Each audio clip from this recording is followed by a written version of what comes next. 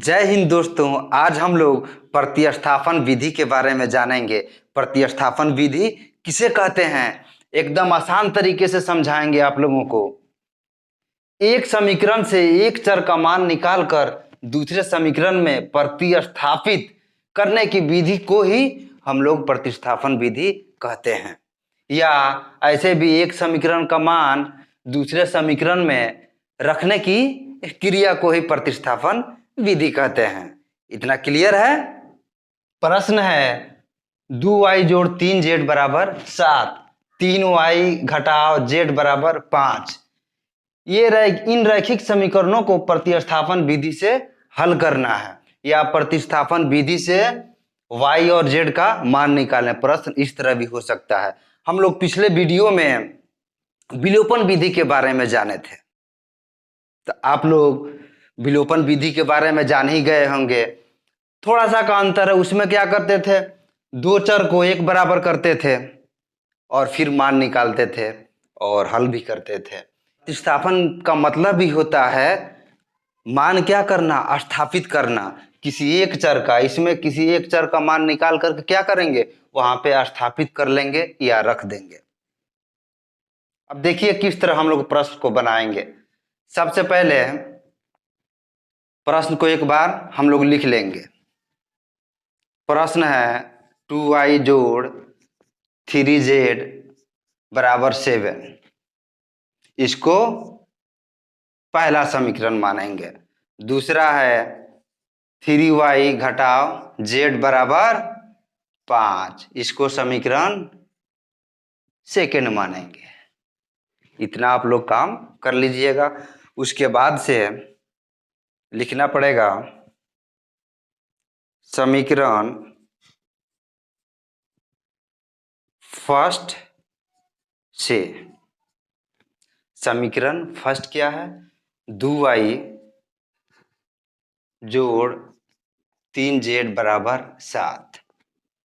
इसमें क्या करेंगे, y का मान निकालेंगे। या तो y का मान निकाले या z का मान निकाले, लेकिन हम लोग y का मान निकालते हैं। तो यहाँ पे हो जाएगा 2y बराबर। अब y का मान निकालने के लिए क्या करेंगे, y के बाद जो भी चर है उसको क्या करेंगे, बराबर के उस तरफ लेकर चले जाएंगे।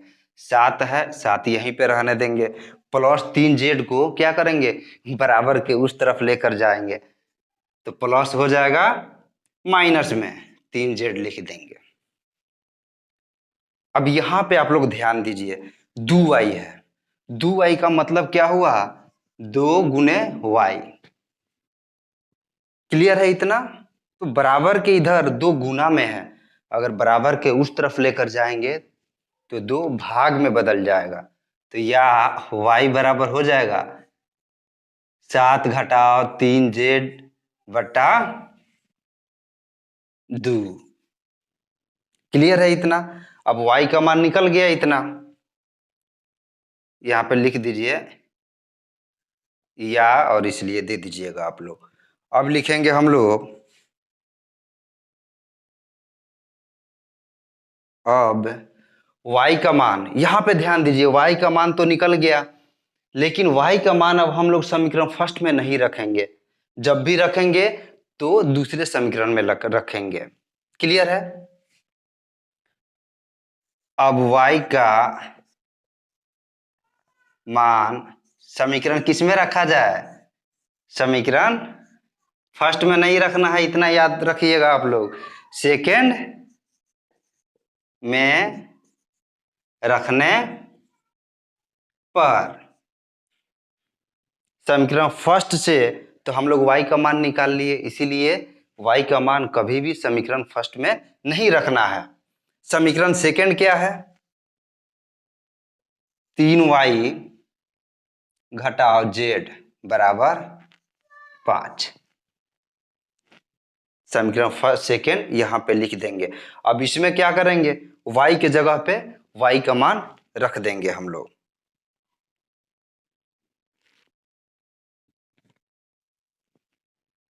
तीन y है तो 3 गुने लिख देंगे हम लोग।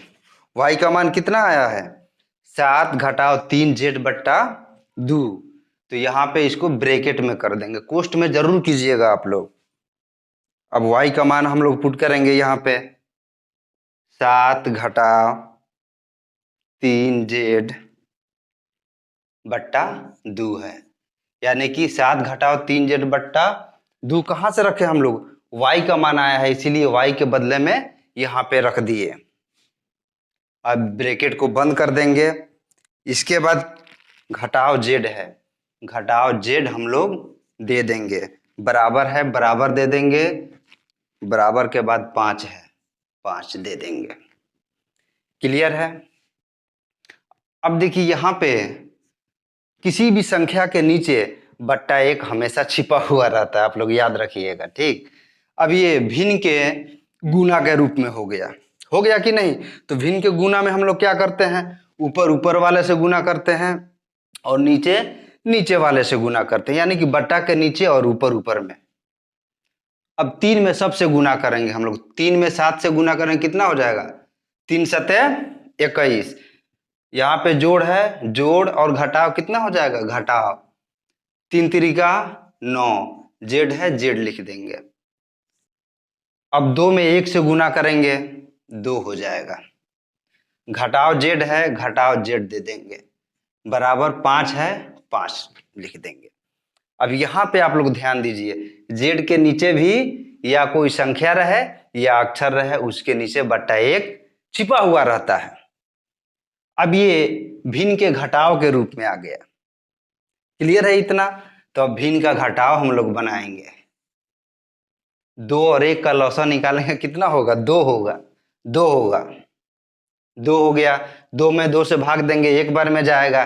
1 में 21 घटाव 9 जेड में गुना करेंगे तो सेम ही आएगा।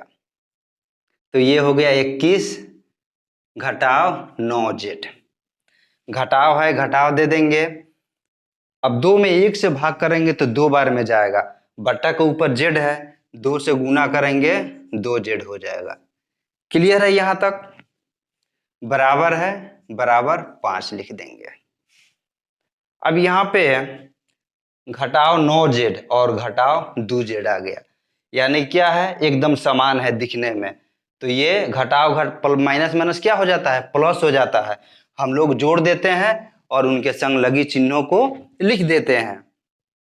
तो यहाँ पे हो जाएगा 21 और 9 2 9 जेड और 2 जेड कितना हो जाएगा 11 जेड लिख देंगे हम लोग। क्लियर। अब इनके संग घटाव का चिन्ह लगा हुआ है, तो जोड़ने के बाद हम लोग क्या करेंगे, घटाव का चिन्ह दे देंगे, बट्टा 2 लिख देंगे। अब बराबर 5 लिख देंगे, 5 है तो 5 लिखना ही पड़ेगा। अब यहां पे बट्टा 1 छिपा हुआ है। क्लियर है।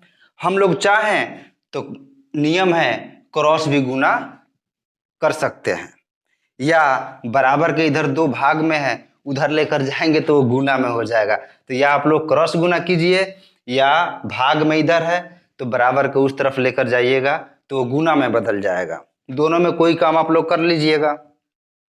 या हो जाएगा 21 घटाव 11 जेड बराबर 2 इधर भाग में है तो ये गुना में हो जाएगा। क्लियर है। या तो क्रॉस गुना करेंगे, अगर 21 घटाव 11 जेड में 1 से गुना करेंगे हम लोग तो 21 घटाव 11 जेड आएगा, और क्रॉस गुना कर रहे हैं तो 5 दूनी 10 यानी कि 5 गुने 2 लिख दीजिएगा आप लोग। या क्रॉस गुना कीजिए या भाग है बराबर के उस तरफ लेकर जाइएगा, सेम बात हुआ, कोई अंतर नहीं है। अब यहाँ पे घटाव 11 जेड बराबर 5 और 2 में गुना करेंगे कितना हो जाएगा 10, बराबर के इस तरफ 21 प्लस में है, अगर बराबर के उस तरफ लेकर जाएंगे हम लोग तो ये घटाव में हो जाएगा। क्लियर है। अब यहां पे लिखेंगे या जेड बराबर, या अब जेड बराबर ध्यान दीजिएगा आप लोग, यहां पे जेड बराबर हो जाएगा 10 में से 21 घटेगा कितना बचेगा 10 में से 21 घटाएंगे हम लोग, 11 बचेगा। लेकिन 21 के पास जो बड़ी संख्या है उसके पास घटाव लगा हुआ है, तो हम लोग क्या करेंगे, घटाव का चिन्ह दे देंगे। और 21 जो है, 21 है, यहाँ पे देखिए, यहाँ पे घटाव 11 है, 11 जेड है, तो इन दोनों के बीच में गुना का संबंध है। अगर बराबर के उस तरफ लेकर जाएंगे तो गुना क्या हो जाएगा, भाग में बदल जाएगा। यानी कि जेड बराबर -11/11, तो इसको हम लोग एक बार में ये कट गया। जेड का मान कितना निकल गया, बराबर 1। माइनस माइनस भी कट गया, चूंकि -11 में -11 से अगर हम लोग भाग करेंगे तो एक बार में कटेगा। तो जेड का मान कितना निकला, 1। और y का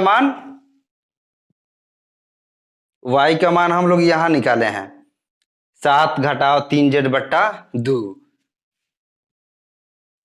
जगह की कमी है थोड़ा। अब इसका z का मान हम लोग क्या करेंगे, समीकरण देखिए, फर्स्ट में भी रख सकते हैं, सेकंड में भी रख सकते हैं, और थर्ड में भी रख सकते हैं। तो यहां पे इसको समीकरण थर्ड आप लोग मान लीजिएगा, मानना पड़ेगा इसको समीकरण थर्ड। तो क्या होगा, देखिए तीनों में किसी समीकरण में हम लोग अगर z का मान रखेंगे तो सेम ही आंसर आएगा। तो हम लोग देखेंगे कि सबसे आसान किस में रखेंगे कि तुरंत प्रश्न बन जाए। तो यहाँ पे देखिए y है, y बराबर, यानी कि y एक तरफ है और इसमें क्या है, मिक्स है, तो थोड़ा सी क्या होगा, परेशानी होगी। इसीलिए तुरंत बनाने के लिए हम लोग क्या करेंगे, z का मान समीकरण 3 में रखेंगे। यहां पे लिख लीजिएगा, अब z का मान समीकरण 3 में रखने पर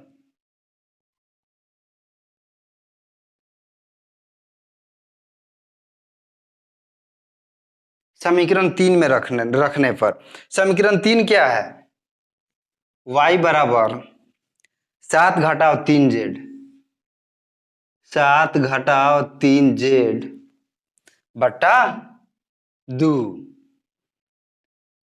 अब यहां पे 7 है, 7 लिख देंगे, घटाव है 3z है, 3 और z के बीच में गुना का संबंध है, तो यहाँ पे हम लोग गुना दे देंगे। और z का मान कितना निकाले हैं, 1 निकाले हैं, तो z को हटा करके यहाँ पे 1 लिख देंगे और बट्टा 2 कर देंगे। क्लियर। अब बराबर 7 घटाव 3 में और 1 में गुना करें, कितना होगा, 3 होगा, 3 लिख देंगे हम लोग बटा 2, बराबर ये हो जाएगा। 7 में 3 घटाएंगे 4 बटा 2। अब 2 के पहाड़े में 4 आता है ना, तो 2 बार लिख करके इसको हम लोग काट देंगे, बराबर 2। y का मान कितना निकल गया, 2। अब लिखेंगे, इसीलिए y बराबर 2 और z बराबर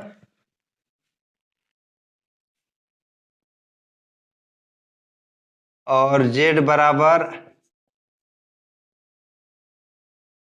1, यही हम लोगों का आंसर आ गया।